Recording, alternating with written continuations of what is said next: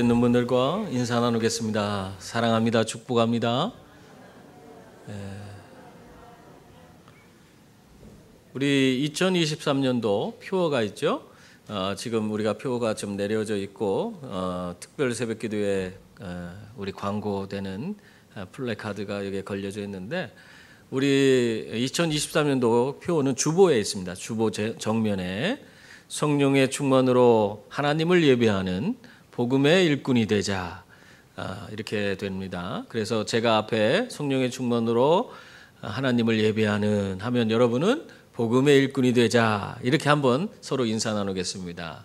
성령의 충만으로 하나님을 예배하는 아멘. 예, 우리가 성령의 충만 받아서 올해 안에 정말 예배에 승리하시고 또 하나님의 충실한 복음의 일꾼들이 다 될 수 있기를 바랍니다. 미국의 철학자인 랄프 에머슨은 27살에 그의 사랑하는 아내를 잃었습니다. 사랑하는 아내가 일찍 세상을 떠났어요.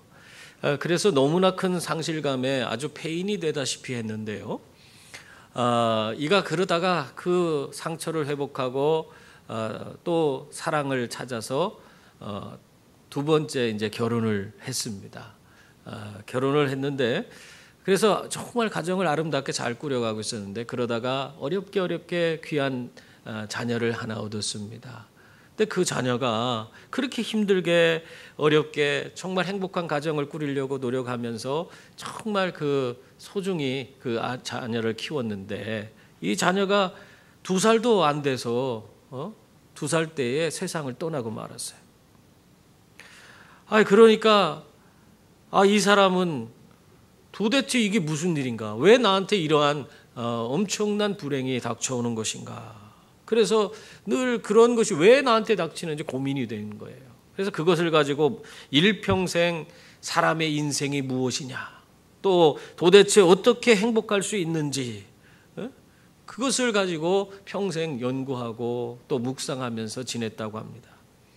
이러한 과정을 위해서 이 과정을 통해서 결과적으로 그 노년에 보상이라고 하는 수필집 하나를 냈는데요.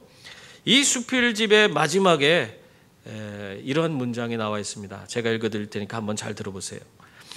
나는 내가 고통에 대한 보상을 받았다는 사실을 아주 오랜 시간이 지난 뒤에 알게 됐다. 심한 열병으로 불구가 됐을 때 사랑하는 친구, 배우자, 형제, 애인의 죽음을 경험했을 땐 절대로 그 어느 것도 이런 상실감을 보상할 수 없을 것이라고 생각했다. 그러나 시간이 지날수록 이런 괴로운 경험들이 삶의 안내자와 같은 역할을 한다는 것을 알게 되었다. 이런 상실감이 삶의 태도를 바꾸게 해주며 편협한 사고방식을 깨뜨려준다. 그리고 결국엔 인격을 성숙시켜 더 높은 수준의 자아로 만들어준다. 온실 속 화초는 성장의 한계가 있지만 숲에서 이런저런 고난을 경험한 나무들은 많은 이웃에게 그늘을 만들어주고 열매를 제공하는 일들을 할 수 있다. 그런 책에서 이렇게 자신에게 겪은 그런 고난에 대해서 그것이 왜 나에게 필요했는지 그 이유들을 설명하고 있습니다. 그래서 그런지 하버드 대학의 행복학 강의에서는 이 에머슨의 수필을 아주 반드시 공부해야 되는 그런 필수 코스로 그렇게 삼고 있다고 그래요. 왜 그러냐면 고통의 의미를 사람들이 고통의 의미를 제대로 찾지를 못하면은 행복으로 나아갈 수 없기 때문에 그래서 이 에머슨의 이 보상이라는 수필을 반드시 공부하라고 그렇게 이야기한다고 합니다. 그러므로 여러분 고난 가운데서 정말 우리의 삶 가운데서 계속 우리를 지켜주시고 이끌어주시는 그리고 정말 모든 어려움을 능히 극복할 수 있는 힘도 주시고 우리 걸음걸음 가운데에서 정말 선하게 인도하시는 하나님을 우리는 발견할 수 있기를 바랍니다. 그래서 우리의 고난 이면에 있는 하나님의 놀라운 은혜와 복을 깨달아서 우리도 정말 하나님이 주시는 은혜와 복이 충만한 그런 삶의 자리로 나아갈 수 있기를 바랍니다. 그런데 오늘 말씀에 보면 예루살렘에서 그것도 성전 안에서 하나님의 진리를 그냥 공개적으로 말씀을 가르치고 있는 예수님의 모습을 볼 수 있어요. 그런데 그렇게 예수님이 예루살렘 성전에서 하나님의 말씀을 가르치고 있는데, 공개적으로 모든 사람 앞에서 가르치고 있는데, 그런데도 아무도 제지하지 않았습니다. 근데 그런 모습을 보면서 이 예루살렘 사람들 가운데서 참 놀라운 일이 있어요. 그 사람들 가운데 일부가 이 예수 그리스도를 직접 만나고 그분의 말씀을 듣고 그랬어도 그분 안에서 살아 역사하시는 하나님의 은혜를 경험하지 못하고 그 진리를 분별하지 못하고 그들이 뭘 했습니까? 오히려 원망하고 불평하는 모습을 볼 수 있습니다. 참 놀라운 일이에요. 25절 26절 말씀 보세요. 예루살렘 사람 중에서 어떤 사람이 말하되 이는 그들이 죽이고자 하는 그 사람이 아니냐, 보라 드러나게 말하되 그들이 아무 말도 아니하는도다. 당국자들은 이 사람을 참으로 그리스도인 줄 알았는가? 이렇게 이야기를 하고 있어요. 참 어떻게 보면은 많은 사람들과 함께 다 같이 예수님을 만났는데 그리고 그분의 말씀을 듣고 은혜 받았어요. 그리고 또 그분이 예수님께서 행하신 수많은 일들을 다 보고 듣고 경험을 했어요. 그런데 많은 사람들은 다 은혜 받고 예수님이 정말 이 다른 사람이 온다고 할지라도, 이 땅에 다른 그리스도가 온다 할지라도 이 예수님만큼 우리에게 이런 표적을 보여주실 수가 있겠느냐? 예수님만큼 이렇게 표적을 보여주는 그런 그리스도가 없다. 이분이 바로 그리스도일 수밖에 없다. 이런 고백을 사람들이 하고 있는데 예루살렘에 사는 일부 사람들은 뭐라고 하겠어요? 오히려 그것을 예수님을 받아들이지 못하고 무조건 그냥 예수님에 대해서 부정적인 사고에 사로잡혀서 예수님 오면은 잡아 죽이겠다고 하는 당국자들은 뭐 하고 있는 거냐? 지금 그 얘기를 하는 거예요. 이 사람들도 예수를 그리스도라고 생각하는 거 아니냐?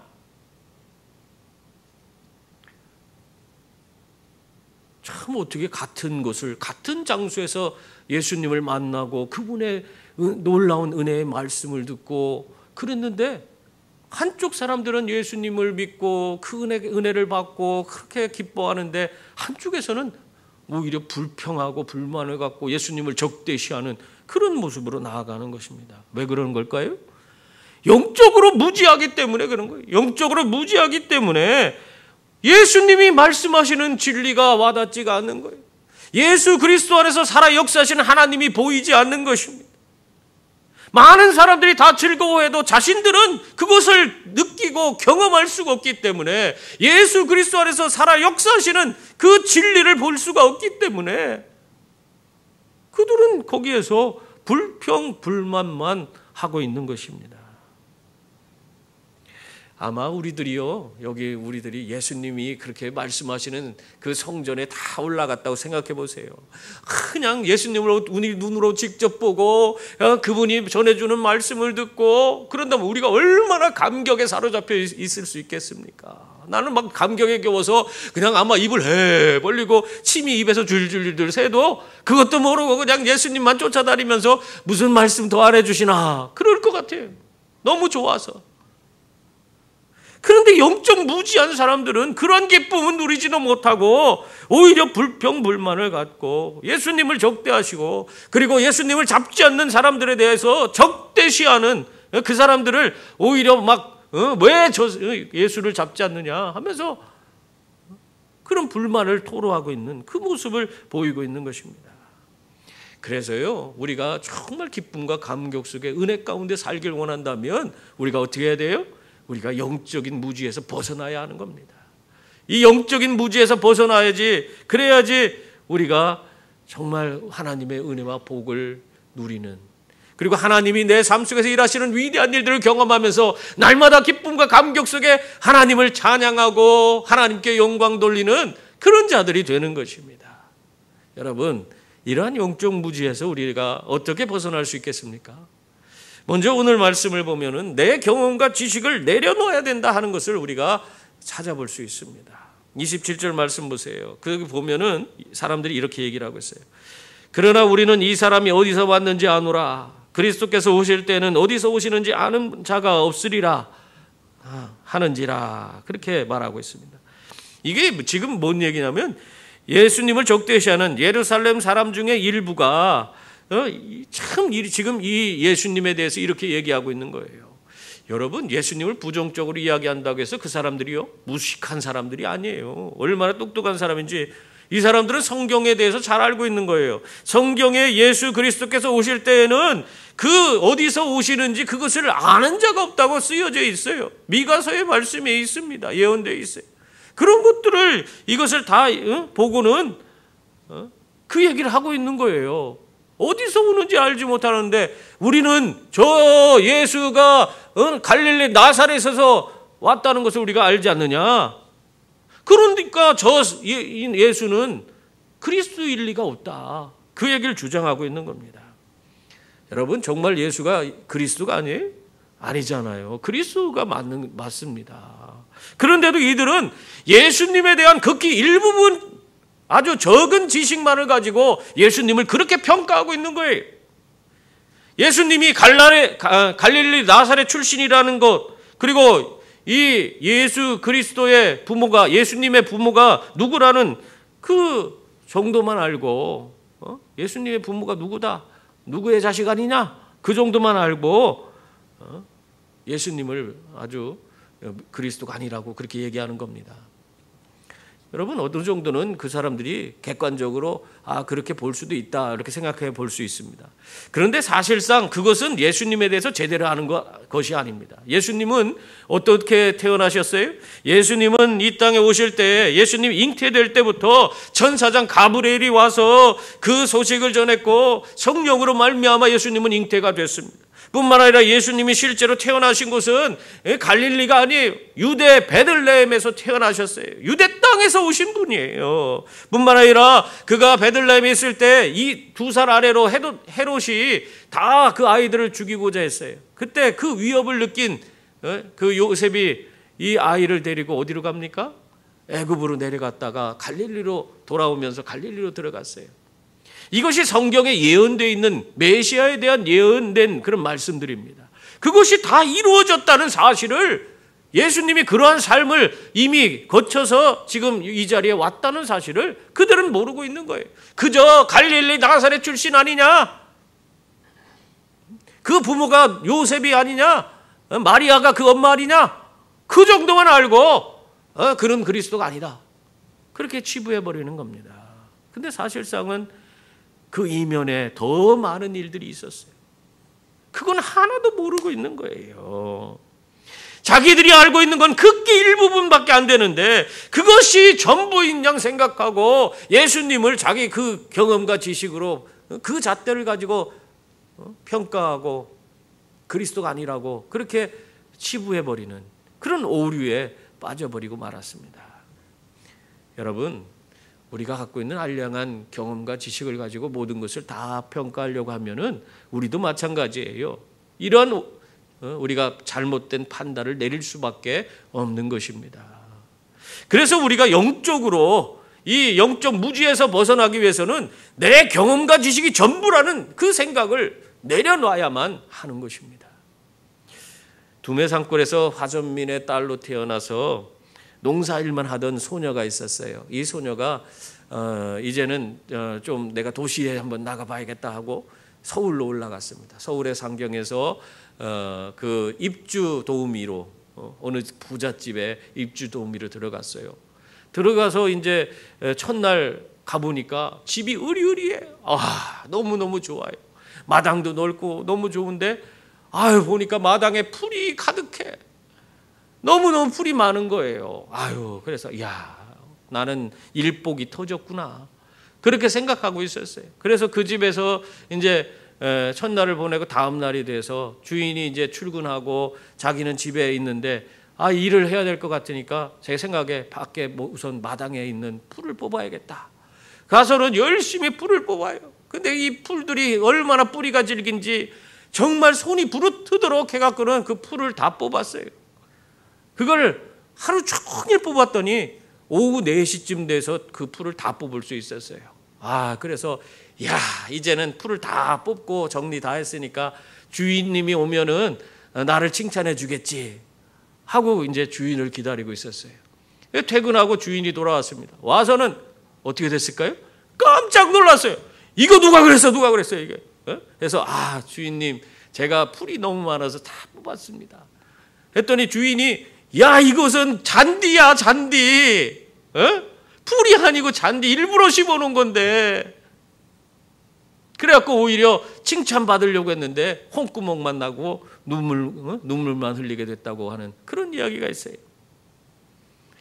여러분, 착한 마음 하나만 갖고 좋은 일꾼이 될 수 없습니다. 우리가 예수님의 좋은 일꾼이 되길 원하신다면 영적 무지에 빠져서는 안 돼요. 영적 무지에 빠져 있는 자의 열심은 오히려 어떻게 돼요? 주의 일을 망치게 되는 것입니다. 그러므로 우리는 어떻게 해야 돼요? 이러한 영적 무지에서 벗어나기 위해서 우리는 더욱더 열심히 훈련받고 하나님의 뜻을 날마다 찾으며 그분의 뜻 안에서 살아가는 그런 분들이 되어야 하는 것입니다. 성경은 우리들에게 배우고 확실하는 일에 거하라고 그렇게 말씀하고 있어요. 여러분, 우리들이 영적 무지에서 벗어나려면 내 경험과 지식을 내려놔야 됩니다. 산골 소녀는 그게 풀로 보이지만은 사실은 잔디였잖아요. 그 소녀의 경험에서는 풀이에요. 우리의 경험에서 되는 것이 그것이 옳다고 우리가 주장하면 하나님 일을 못할 때가 많아요. 내 경험과 지식은 그것이 아닌데 하나님은 그것이 맞다고 얘기할 때가 있어요. 여러분, 우리가 영적인 무지에서 벗어나려면 내 경험과 지식 완전히 내려놔야 됩니다. 그래야지 하나님의 지식으로 충만하게 되는 줄 믿습니다. 근데 이것이 쉽지 않습니다. 왜 그러냐면 우리의 생각과 고집, 내 경험과 지식을 그걸 고집하는 그 고집이 얼마나 센지 몰라요.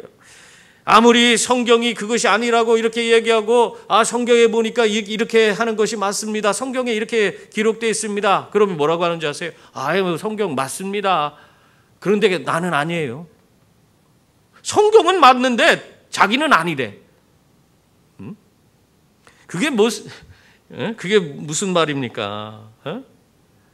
성경 말은 그것이 맞지만은 그래도 나는 아니라고 하면서 자신의 고집을 내려놓지 않는 그런 모습들이 우리 가운데는 없습니까?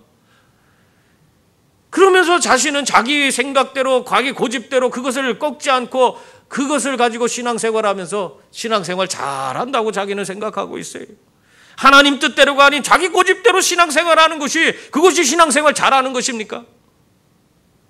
여러분들이 지금 신앙생활하는 모습을 한번 살펴보세요. 하나님 뜻대로 신앙생활합니까? 내 뜻대로 신앙생활합니까? 내가 원하는 방식으로 신앙생활합니까? 하나님이 원하는 방식으로 신앙생활합니까? 내 뜻대로 하는 것은 그런 신앙생활을 잘하는 것이라고 말할 수가 없는 것입니다. 그런데도 우리가 자신의 고집을 꺾지 않고 내려놓지 않습니다. 여러분, 자신의 경험과 지식을 먼저 내려놓고 주님의 뜻을 따라서 순종하는 그런 분들이 다 될 수 있기를 바랍니다. 또한 어떤 상황 가운데서도 우리가 하나님께서 내 삶을 인도하신다 하는 그 하나님의 인도를 믿어야지 우리는 영적 무지에서 벗어날 수 있습니다. 우리가 사실 여러분 생각해 보세요. 영적 무지를 아주 가장 빨리 벗어나는 길은요, 하나님을 경험하면 그것은 쉽게 영적인 무지에서 우리가 벗어날 수 있습니다.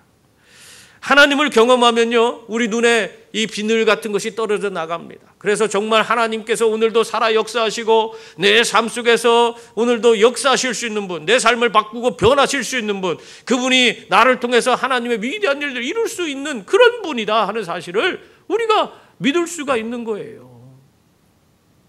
그래서 그러한 사람은 영적 세계를 좀 더 넓게 알게 되기 때문에 이 사람은 하나님 안에서 바르고 온전한 판단을 하고 하나님을 따라 어디든지 가는 그런 용기가 생기는 것입니다. 오늘 30절 말씀 보세요. 그들이 예수를 잡고자 하나 손을 대는 자가 없으니 이는 그의 때가 아직 이르지 아니하였음이라. 그렇게 말씀하고 있어요. 예수님께서 성전에서 대제사장들과 바리새인들이 자신을 잡고자 하는 것, 그것을 다 알고 있었지만 어떻게 했습니까?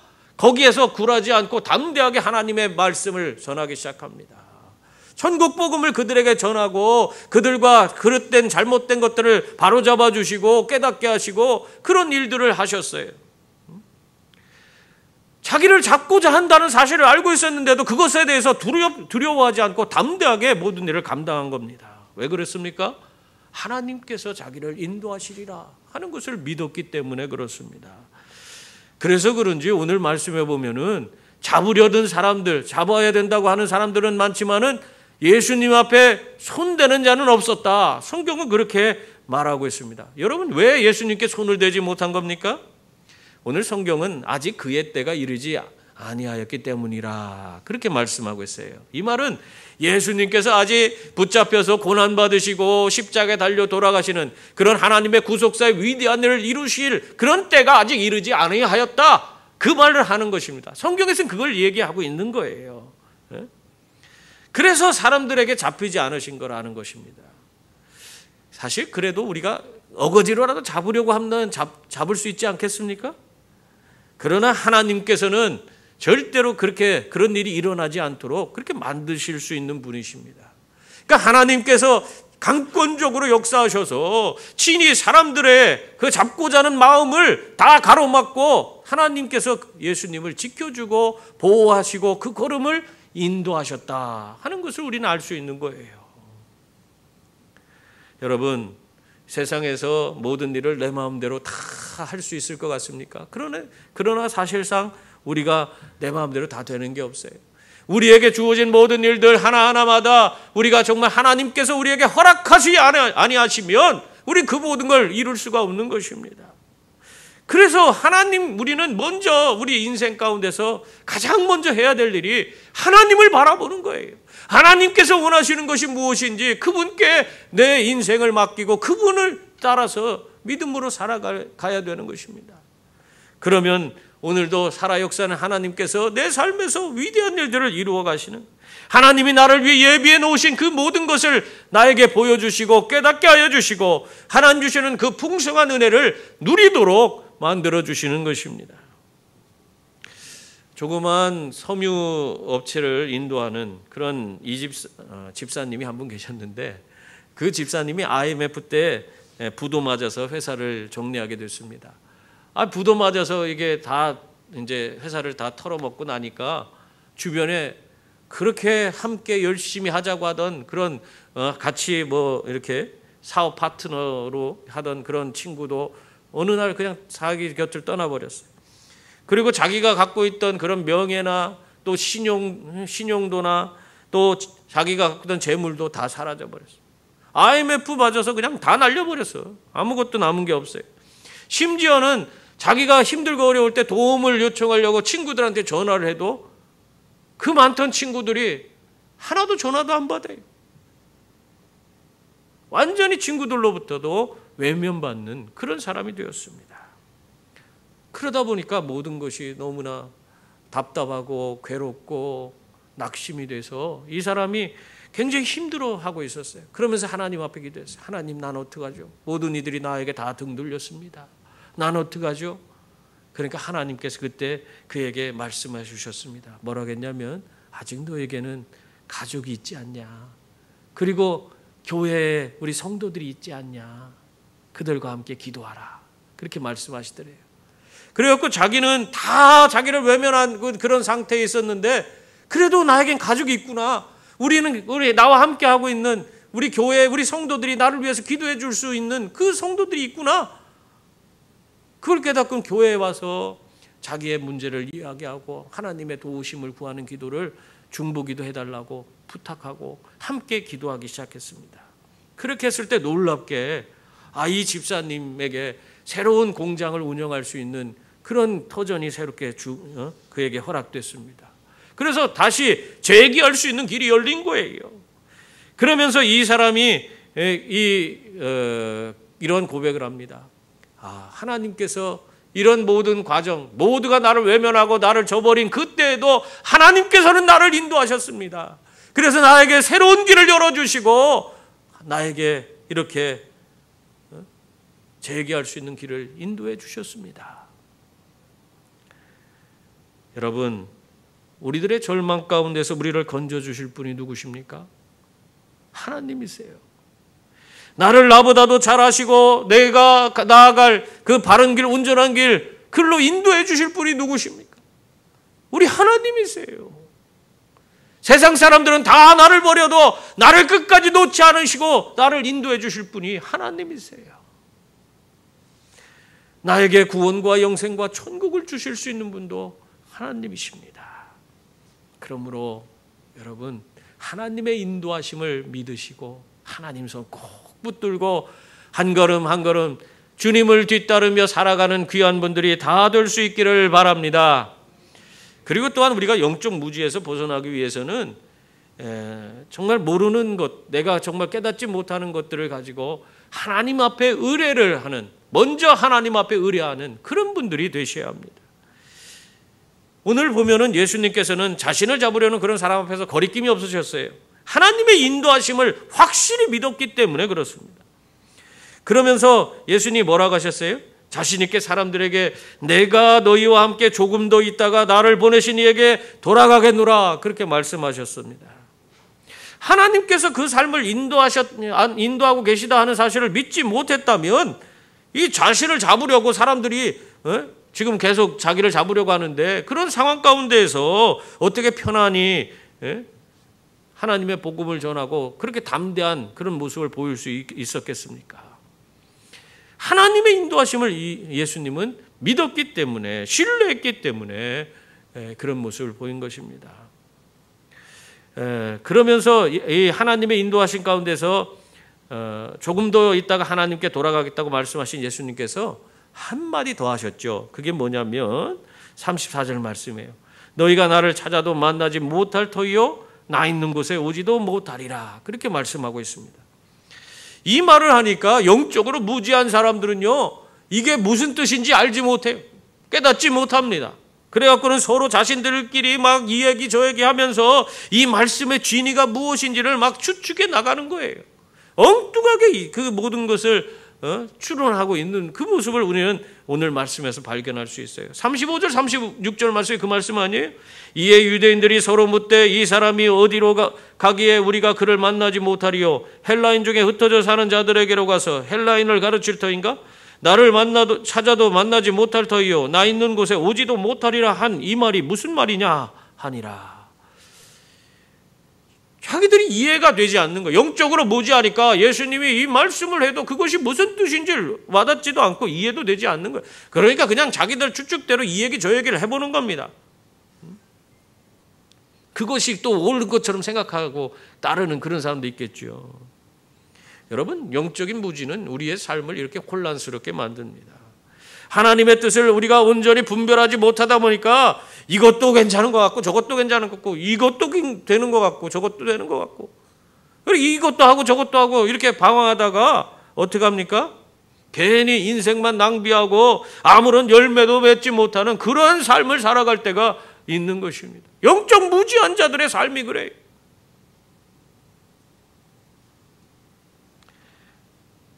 우리가 이러한 삶에서 벗어나야 돼요. 우리가 이러한 삶에서 영적 무지에서 벗어나려면 내가 모르고 있다는 것을 먼저 인정해야 돼요.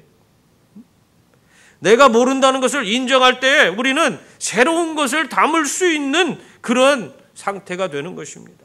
무지를 인정하고 모르는 것을 인정하고 하나님께 나아가면 모든 것을 다 아시고 모든 것을 이루실 수 있는 전지전능하신 하나님께서 여러분에게 오셔서 여러분을 깨닫게 하시고 여러분을 영적 무지에서 벗어날 수 있도록 여러분이 궁금한 모든 것들을 다 여러분에게 열어서 보여주십니다. 깨닫게 하여 주십니다. 그래서 더욱더 확신 가운데 나아갈 수 있도록 만들어 주시는 줄 믿습니다. 강해설교의 제왕이라고 일컫는 캠벨 몰간 목사님이 계세요. 이분은 정말 대단한 분이죠. 신학교를 못 나왔어요. 신학교를 졸업하지 못했지만 이 사람은 15살 때부터 성경을 열심히 연구해서 설교를 시작했습니다. 그리고 또 머리도 너무 좋아서 헬라어와 히브리어를 아주 거의 굉장히 수준 높은 수준까지 그것에 대해서 헬라어와 히브리어를 구사할 수 있는 그런 사람이 됐어요. 그래서 세계적인 신학자들도 인정하는 그런 당대의 최고의 성경학자가 되었습니다. 그러다 보니까 이 사람을 막 교회들이 모셔갔는데 그때 당시 최고의 영국에서 유서 깊은 교회인 웨스트민스터 교회에서 담임 목사로 이 캠벨 몰간 목사님을 모셔갔어요. 그러다 보니까 더욱더 영국에서 유명한 목사님이 돼서 그냥 세계의 석학들과 대화를 나누는 그런 시간이 많게 되었다고 합니다.